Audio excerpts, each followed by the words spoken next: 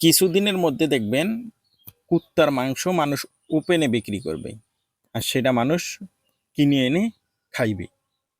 এই কথাটা বলার একটা উদ্দেশ্য আছে। দেখেন, আমরা বিভিন্ন সময় নিউজ পাইতাম, নিউজে দেখতাম যে ঘোড়ার মাংস গরুর মাংস বলে চালাই দিতেছে।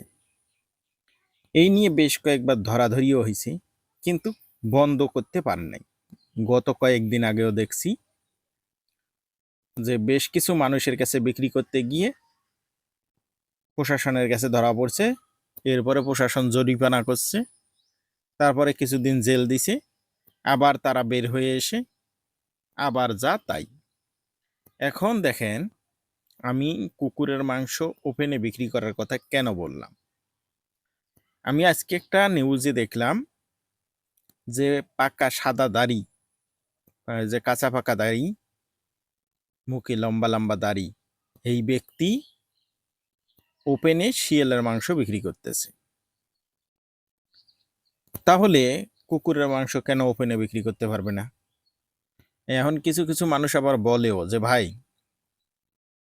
আমরা তো হোটেলে কি খাই সেটা তো বোঝার কোনো উপায় নাই। আমরা কুকুরের মাংস খাই না গরুর মাংস খাই না শিয়ালের মাংস খাই, আসলে এটা তো বোঝার উপায় নাই। আবার কিছু কিছু মানুষ বলেন যে ঘোড়ার মাংস খাওয়া নাকি হালাল, তো ঘোড়া জব করে খাওয়াইলেই সমস্যা কোথায়? কোনো সমস্যা নাই, ঘোড়ার মাংস যেহেতু হালাল আপনারাই বলতেছেন, কিন্তু আসলে কি আপনি ঘোড়ার মাংস খাচ্ছেন? না, আপনাকে খাওয়াচ্ছে গাধা আছে না গাধার মাংস। আসলে গাধা কি খাওয়া হালাল? তাও কিছু কিছু মানুষ বলবেন যে না, হালাল। তো যাই হোক, এখন কথা হলো যে আমরা এখন যে চোখ বন্ধ করি বিভিন্ন হোটেল রেস্তোরাঁতে যায় খাচ্ছি, সেটা হচ্ছে না দেখি। এখন ওপেনে যেগুলো বিক্রি করতেছে, শিয়ালের মাংস, আমি দেখলাম যে ভিডিও আকারে পাবলিশ করছে।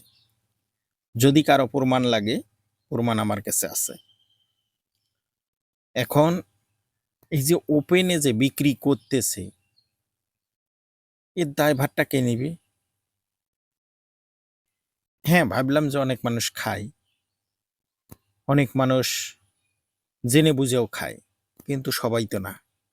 যে মানুষটা খায় না তার কাছে যদি বিক্রি করা হয়, আর সেই মানুষটা যে খাইলো বা তাকে যে খাওয়ানো হইলো, এর দায়ভারটা কে নিবে? এটাই আমার একটু জানার বিষয়।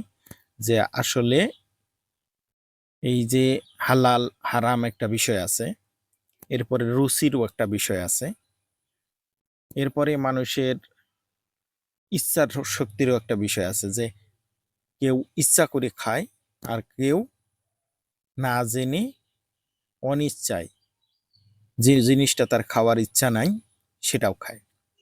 এখন এই যে একজন মানুষের যে ইচ্ছা নাই, একজন মানুষকে যে জোর করে হারাম খাওয়ানো হইল, এর দায়ভারটা কে নিবে? এটাই একটু আমার জানার ইচ্ছা করে। বন্ধুরা, একটু শেয়ার করে দিবেন এবং অবশ্যই আপনার মূল্যবান মন্তব্য কমেন্ট করবেন।